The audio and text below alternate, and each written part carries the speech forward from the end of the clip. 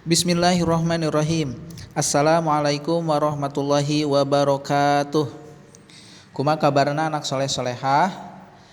Mudah-mudahan urang sadayana salamina aya dina kaayaan sehat walafiat kalayan aya dina pitulung sinareng ridona Allah Subhanahu wa taala.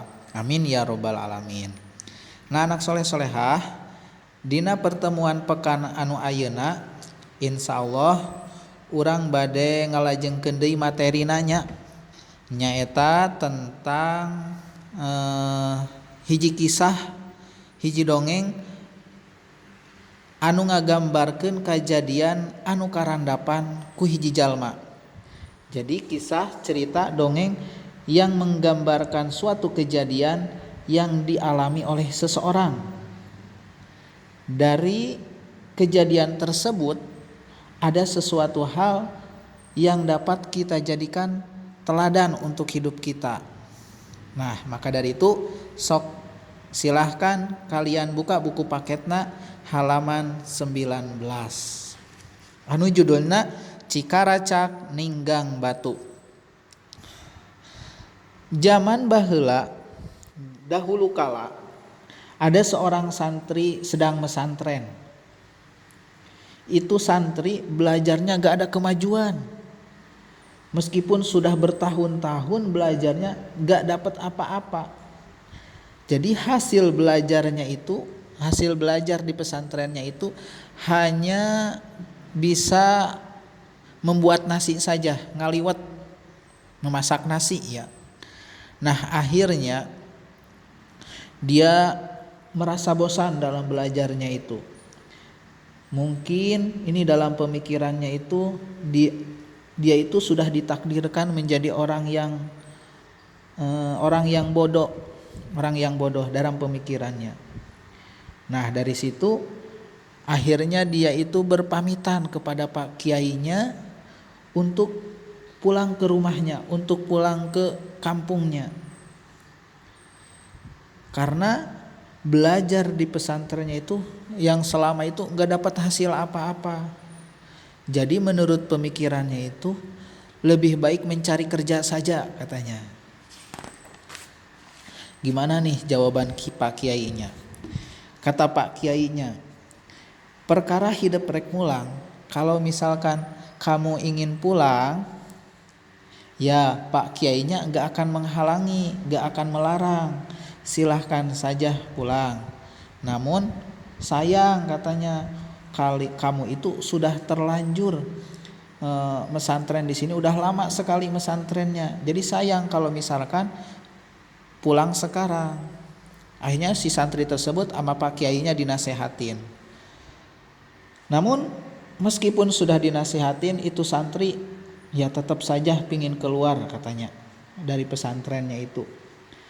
Nah akhirnya si santri tersebut berpamitan sama Pak Kiai sama teman-temannya yang lain. Barang geus jauh ti pesantren, ketika sudah jauh dari pesantren dia kan udah pamitan. Dia itu menjelajah atau menyeberangi atau berjalan di suatu tempat yang di sampingnya itu, di sisi-sisinya itu ada gawir laluhur, ada tebing yang tinggi-tinggi, penuh dengan pepohonan yang besar, banyak pohon yang besar di tebing-tebing tersebut. Akhirnya karena si santri tersebut udah capek, mau pulangnya itu kecapean karena jalannya juga panas, dia itu berhenti di sebuah pohon yang besar. Di bawah pohon yang besar, mau berteduh dulu di situ ya. Didinya aya cinyusu mapai akar. Nah dari situ ada air nyusu. Air nyusu itu mata air ya, yang menyusuri akar. Nyak celakan karena batu meniti atau menetas kepada sebuah batu, ngecelak. Bahasa antarna itu air yang jatuh kena batu.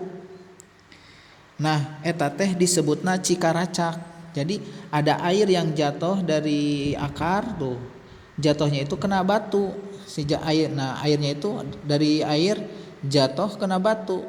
Nah ini namanya cikaracak. Ari diteges-teges. Nah kalau diperhatikan batu anu kacak celakan kai teh geus legok. Nah diperhatiin si air yang jatuh kena batu ini, si batunya udah deklok, legok atau logak menjadi lubang kecil.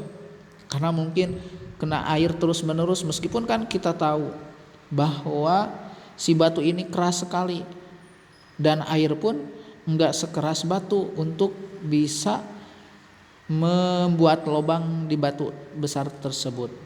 Tapi diperhatiin terus sama si santri tersebut. Akhirnya ini si air ini ada bekas dari membekas di batu tersebut, membekas sebuah lubang atau bukan lubang apanya, legok ya, logak. Tadi sampai mana ya? Cek pamikir eta santri, lanjutin lagi ya. Kata pemikiran si santri tersebut, ieu batu pangna jadi legok teh sabab haben kacak celakan apa mana? Kacak celakan cikaracak. Jadi ini batu bisa jadi deklok tersebut itu karena terus menerus kena ketitian sama air yang jatuh. Ya tentunya sudah puluhan tahun lilanya. Ini gak mungkin 1 hari 2 hari atau sebulan 2 bulan bisa batu ini bisa deklok, bisa ada logaknya itu sama air yang jatuh. Ya mungkin sudah puluhan tahun, udah lama. Sabab ari batu mah apan sakitu teasna tuh, batu itu keras sekali. Tapi akhirnya mah bisa ada logak juga, meskipun cai anu nyaklakna saeuit sedikit, meskipun air yang jatuh ke batu tersebut sedikit. Itu santri mengahulang itu merenung. Itu santri akhirnya merenung nih. Aing oge kudu terus diajar, saya juga harus terus belajar katanya. Jangan putus asa, jangan putus harapan. Meskipun kita belum bisa katanya, tapi insya Allah dina hiji waktu mah pamaksudan aing bakal kalaksana. Tapi insya Allah di satu waktu keinginannya bakalan tercapai. Asal dibarung ku teman wakal, asal dibarengi sama teman wakal itu rajin atau sungguh-sungguh atau tekun. Insya Allah dengan tekun bakalan berhasil. Tah geuning ieu buktina. Nah ini buktinya katanya. Cikaracak air yang jatuh ini anu geus nyebabkeun batu menjadi deklok. Geus kitu mah nah sedang merenung tersebut akhirnya si santri tersebut membatalkan niatnya untuk pulang ke rumahnya. Manehna balik deui ke pesantren, dia itu pulang lagi ke pesantren mau meneruskan belajar. Barang santrina balik, setelah santrinya balik lagi, disampaikan keinginannya untuk meneruskan pesantren, mencari ilmu di pesantren tersebut. Pak kiainya sangat bahagia, senang sekali. Dari situ itu santri terus soson sungguh-sungguh belajarnya itu sampai akhirnya tercapai keinginannya. Dia menjadi orang yang berilmu, yang ke pengetahuannya itu banyak. Nya ti harita mah aya we peribahasa. Nah, akhirnya si santri tersebut pulang lagi deh ke pesantrennya sampai belajar lagi sampai mendapatkan ilmu yang banyak dan bermanfaat. Nah, mungkin dari cerita tersebut adalah peribahasa cikaracak ninggang batu, laun-laun jadi legok. Mungkin maksudnya gini, meskipun saku maha hesena, meskipun kita susah, tapi kalau kita keureuh, kalau kita sedikit demi sedikit dikerjakan, insya Allah akan dapat hasilnya ya. Maka kita harus bersungguh-sungguh dalam belajar juga. Insya Allah kalau kita bersungguh-sungguh, kita akan mendapatkan apa yang kita inginkan. Itulah cerita dan asal usul ada peribahasa, jika racak ninggang batu, laun-laun jadi lego.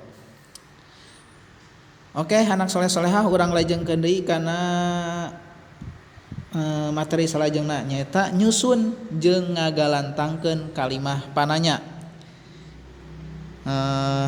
Menyusun kalimat dan membuat kalimah pananya. Nanti di sini ada kalimah berita ya, ada kalimah berita yang nantinya kalian harus robah menjadi kalimat tanya. Nah, bagaimana caranya? Kita harus meneliti dulu. Kita harus memperhatikan dulu bacaan atau keterangan yang ada di dalam kurung ya. Contohnya ini nanti ada cara membuat. Ini ada kalimat beritanya ini nih, kalimat berita, kalimat tawaran. Urang dieu keur tunggara. Orang sini lagi menderita sabab lemburna kebanjiran, sabab daerahnya kena banjir. Nah, kita harus perhatikan dulu yang ada di dalam kurung, lemburna kebanjiran, daerahnya, kampungnya kena banjir. Nah, kita bikin kalimat tanya yang jawabannya yang di dalam kurung ini ya. Carana bisa ngagunakeun kecapananya. Nah, kecapananya kan orang tos pada uningannya, kecapananya kita udah pada tahu aya naon we cing. Saha siapa, naon apa, iraha kapan, kunaon kenapa mengapa, naon sababna apa sebabnya, di mana dari mana, ti mana dari mana, di mana ya di mana ya, ti mana dari mana. Nah, ini kecapanan atau kata tanya. Kalian buat kalimah pertanyaan menggunakan kata tanya ini. Contoh tadi naon ya. Naon sababna urang dieu tunggara, apa sebabnya orang sini menderita? Sabab lemburna kabanjiran. Tuh jawabanana sudah ada di dalam kurung. Contoh lagi. Orang perhatikan ya, budak bager. Naon budak bager teh? Budak bager tara nyusahkeun indung bapana. Jadi orang bager, orang baik ya. Orang baik gak akan menyusahkan, gak akan merepotkan orang tuanya. Kita bikin kalimat tanya yang jawabannya ada di dalam kurung tersebut nih. Saha anu tara nyusahkeun indung bapana teh? Siapa yang tidak merepotkan orang tuanya? Siapa yang tidak nyusahkeun, merepotkan orang tuanya? Yaitu jawabannya budak bager. Budak bager tara nyusahkeun indung bapana. Nah, itu contohnya ya. Nanti di sini ada lanjutannya ya. Bapak bacakan dulu nih. Rantang anu dieusi sangu jeung deungeunna dibawa ku di rantang tempat makanan ya, tempat makan, diisi nasi dengan lauknya dibawa sama udi. Sangu itu nasi jeung deungeunna dengan lauknya. Nah, nanti kalian bikin kalimat tanya di sini ya. Ada berapa? Tuh ada 10, tapi kalian isi boleh 5 saja ya yang diisinya. Yang mana saja silahkan pilih kalian. Isinya di buku tulis saja ya. Ada pertanyaan sama jawabannya. Kalian pilih, boleh 5 saja ya. Biar nanti menilainya gampang. Jadi satu soal nilainya 20. Jadi kalian bikin 5 soal, 5 pertanyaan ya. Udah disiapkan nih bahannya. Jawabannya ada di sini. Kalian bikin pertanyaannya menggunakan kata tanya yang tadi ya. Apa, siapa, mengapa, bagaimana, tapi memakai bahasa Sunda nih. Saha ada di sini ya. Nah, mudah-mudahan dina pertemuan anu ieu aya manfaatna nya.